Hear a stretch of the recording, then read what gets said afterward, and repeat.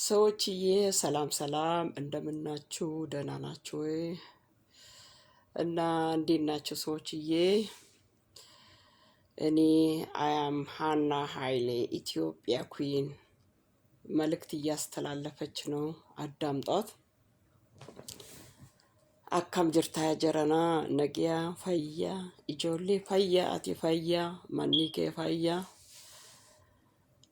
ያ ሰዎች የመልእክቱን በአማርኛ በኦሮምኛ ያው ሰላምታውን ነውና እንዲህ ናቸው ሰዎች። ጀስት አንዳንድ ነገር ገርሞኝ ነው።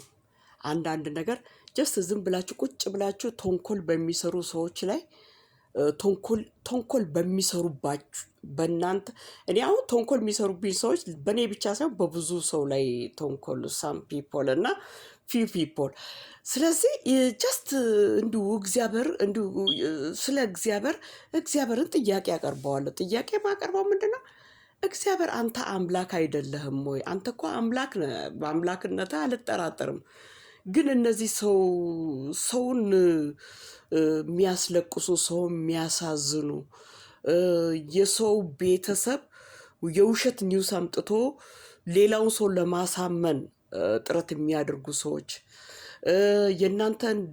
የአንዳንድ ሰው የእናንተን ድምፅ አስመስሎ በኤአይ አቀነባብሮ የከሊት ድምፅ ነው ወይ የከሊት ነች ብሎ ወይ የከሊት ቤተሰብ ብሎ የሚያቀርቡት ሰዎች በቃ ሌላውን ሰው ፓኒሽ ለማድረግ የሚሯሯጡትን እነዚህ አንዳንድ ክፉ ምቀኛዎች አሉ እና እነዚህ ሰዎችን እግዚአብሔር አምላክ አንተ እንዲሁ የሁሉም አምላክ ነህ። እንኳን ሌላ ቀርቶ በመሬት የሚሄድ ቁጫጭ እኛ በአይን ማናያቸው ብዙ ነገሮች አሉና የሁሉም አምላክ ነህና ለምንድን ነው እነዚህ ሰዎችን ቆንጠጥ ማታደርጋቸው?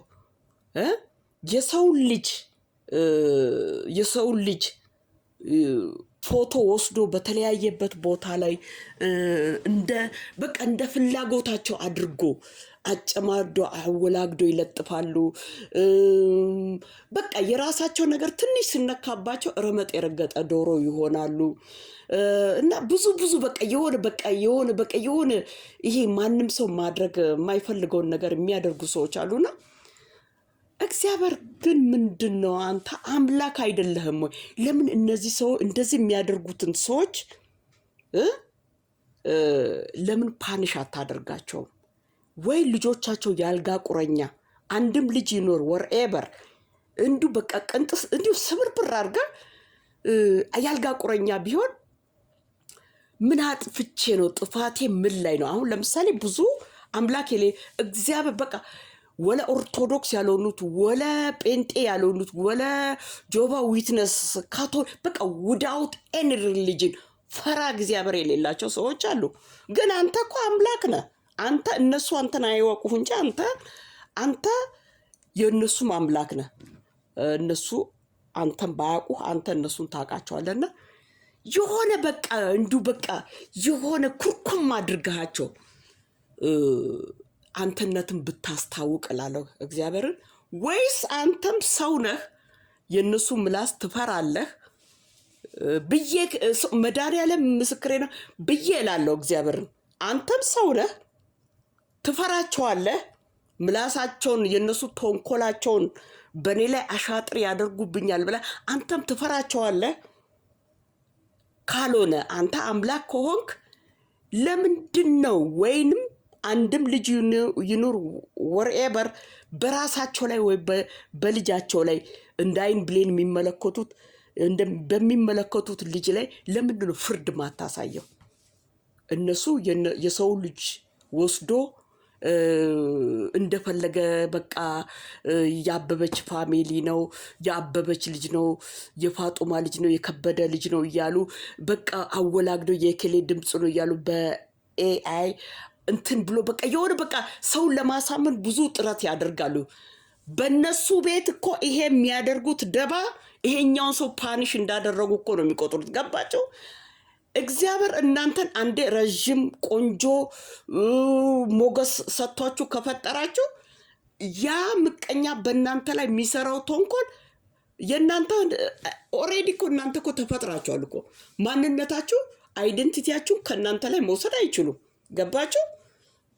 ስለዚህ ጀስት ዝም ብሎ በቃ ጀስት በቃ እነሱ እኮ የሚያደርጉትን ነገር እኮ እናንተ አታዩም፣ አትሰሙም። ቶታሊ በቃ እኔ በራሴ በኩል አንድ ባህሪ አለብኝ። አንድ ሰው ከጠላው፣ ከናኩት፣ ከተጠየፍኩት በቃ አንድን ሰው እጥላለሁ፣ እንቃለሁ፣ እጠየፋለሁ። ገባችሁ? ስለዚህ እንደዚህ ያልኩትን ሰው ፎርኤቨር አላይም፣ አልሰማም። ግን ወሬው ባራምባ በቆቦ ተዟዝሮ እናንተ ጋር ይደርሳል። ግን እኔ በእንዲህ አይነት መልክ ደግሞ ምንም አልናደድም፣ ታይሜንም በከንቱ ዌስት አላደርግም። ገባችሁ? ቢኮዝ ለዛ ሰውም የሆነ በቃ የሴጣን የዳብሎስ ስራ እኮ ነው ያ ሰው የሚሰራውና ነገሮቹ ይቆያሉ እንጂ እግዚአብሔር እውነት አይን አለው፣ ያያል፣ ጆሮ አለው፣ ይሰማል። ከዕለታት አንድ ቀን ብድራትን ይከፍላል እግዚአብሔርና እንዴት ነው ዋንጫው? አያቶቻችን የሚሉት ነገር አለ። የኃጢአቱ እንትን ዋንጫው ሞልቶ የፈሰሰ ጊዜ ወዮላችሁ።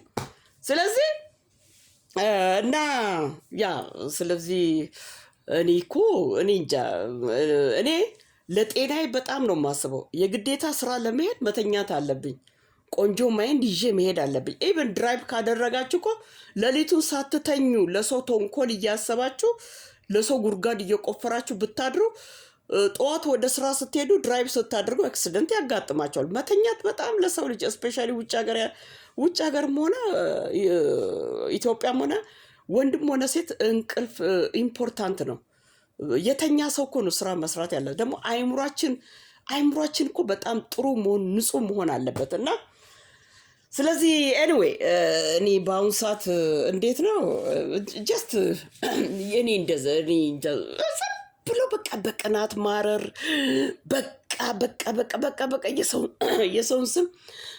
የሰውን ስም ጥላሸት መቀባት በቃ የሰውን በቃ ይሄ ደግሞ አንድ አዲስ ስታይል አንዴ ተጀምሯል። ይሄ ማንም ድሮ እኮ የተበላ ፊልም እኮ ነውና ብቻ እንዲህ ብዬ ተናግሬ ለሰው እውቅና አልሰጥም። ብቻ ኤንዌይ ብቻ በጣም ሰው ሃርድ እና እውቅና በአሁኑ ሰዓት እውቅና እኮ ማለት በጣም ቺፕ ሆኗል። እውቅና በጣም ነው ቺፕ የሆነው እንዴት ነው? ገጠር እልም ያለ ገጠር ውስጥ ያሉ ህፃናቶች እረኛዎች እኮ ስልክ ካላቸው በአንድ አፍታ ይተኮሳሉ። እውቅና ማለት ኖት ቢግ ዲል ነው። ሌላውን ተው። አሁን እኔ ራሴ በጓዳዬ ውስጥ ተደብቄ እያለሁ እውቅና አለኝ እና እውቅና ማለት ናቲንግ። ግን እውቅና ቢኖራችሁ ለመልካም መጠቀም ነው። ደግሞም እውቅና ደግሞ እንደዚህ አይነት እውቅና ገደል ይግባ ተጋግጦ ተላልጦ ሌላውን ሰው ቀብሮ በሀሳባቸው እኮ ነው እንጂ እኮ መቅበር አይችሉም። እግዚአብሔር ከፍ ያደረገውን ሰው ማንም ሰው ዝቅ አያደርግም። እነሱ በውስጣቸው እኮ በቃ በውስጣቸው የሚያስቡት የራሳቸው ሀሳባቸው ከበደን ቀብሬው አበበችን ቀብሬ ወይን አብዱማሊክን ወይ ፋጡማን ቀብሬ እኔ እታወቃለሁ። እንዲህ አይነት ሰው እድሜ ዘላለሙን አይታወቁም እና ክፉ እንደሆነ ምቀኛ እንደሆነ ዳብሎስ ኤልቢስ እንደሆነ ነው የሚታወቀው እና ስለዚህ እውቅና ማለት ኖት ቢግ ዲል። ለእውቅና ብላችሁ ብዙም አትጋጋጡ። ፌክ ታሪክ የአበበች ታሪክ ነው የከበደ ታሪክ ነው እያላችሁ በኤአይ አቀነባብራችሁ ምን ብላችሁ አታቅርቡ እና በአሁኑ ሰዓት አውራጣት የሚጠባ ህጻን ልጅ የለም እና ሁሉም ሰው ያውቃል እና ብዙ ያወራ የተንተከተከ አንዳንድ ወርድ ከሌላ ሰው ላይ ወስዶ የሚያወራ ሰው የተማረ ነው አይባልም።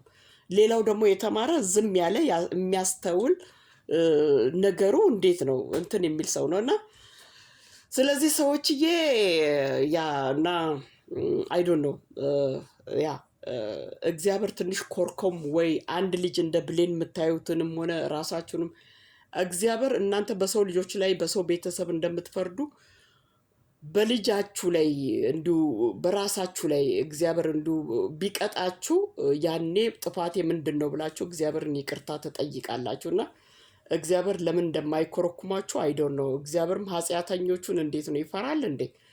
ስለዚህ ያ ይዘገያል።